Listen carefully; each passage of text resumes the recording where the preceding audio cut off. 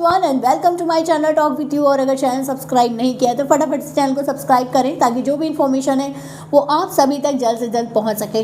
So big boss के घर में सारी चीज़ें हो चुकी हैं क्लियर, यानी कि फिनाले की तैयारियां शुरू हो चुकी हैं, ख़त्म भी होने वाली हैं और 6 बजे से आप सबको देखने को मिलेगी। जो भी शूट थे, सॉन्ग्स थे, सब रेडी हो चुके हैं, यहाँ तक कि गेस्ट भी घर के अंदर जा चुके हैं।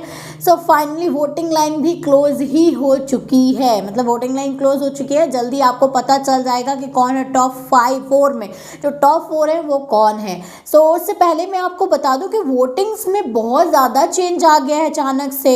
जैसे मैं आपको बताना चाहूँगी कि अरुण जो है टॉप 4 पे चल रहे हैं, तो वो टॉप 5 पे चल रहे हैं, तो वो टॉप 5 पे ही बने हुए हैं।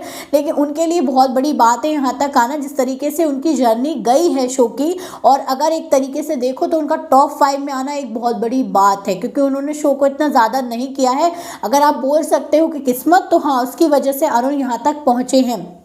लेकिन कल जो एस्ट्रोलॉजर आए थे उन्होंने बोला था कि जो अरुण है वो टॉप 2 में जा सकते हैं। तो भाई अभी तक तो नहीं लग रहा है, क्योंकि वोटिंग्स भी इतना ज़्यादा चेंजेस नहीं आए, वहीं की वहीं है, तो वो सारी चेंजेस नहीं आए। लेकिन आप सबको मैं बताना चाहूँ कि जो चेंज आया है टॉप 3 और टॉप 2 में वो बहुत ज़बरदस्त है।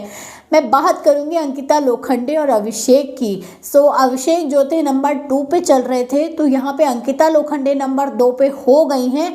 और टॉप 3 में कोशिश की जा रही है कि मनारा चोपड़ा को ले जाया जाए, जहाँ पे अभिषेक को रिप्लेस कर दिया जाए।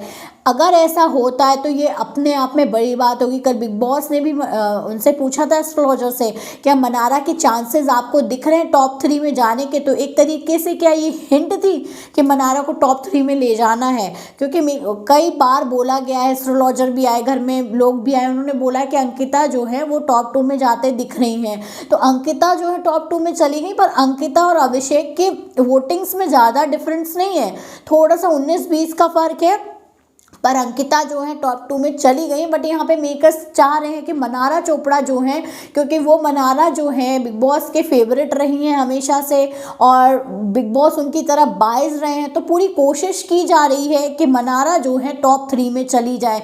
तो क्या अभिषेक को हटा दिया जाएगा अगर मनारा को टॉप 3 में ले जाते हैं, या फिर अंकिता को हटाया जाएगा? देखिए क्या होता है ना, सारा कुछ मेकर्स पे डिपेंड होता है। अभी हाल फिलहाल जब लास्ट वोटिंग होगी, यानी कि जो फाइनलिस्ट होंगे, यानी कि जो विनर होगा, उस टाइम पे लाइव वोटिंग होगी, उसके आधार पे हमें विनर पता चलेगा। कुछ समय के लिए वोटिंग लाइन्स ऑन की जाएंगी, ऐसा हमेशा होता है, तभी हमें विनर पता चलेगा। अदरवाइज अभी तो जो है मेकर्स के ही हाथ में है कि मेकर्स किसको किस पोजीशन पे डालना चाहते हैं। तो भाई मुनव्वर तो नंबर 1 पे बने हुए हैं, मुनव्वर को अभी कोई नहीं हरा पाया। टॉप 2 और टॉप 3 में थोड़ा सा डिफरेंस आया है अंकिता और अभिषेक के बीच में।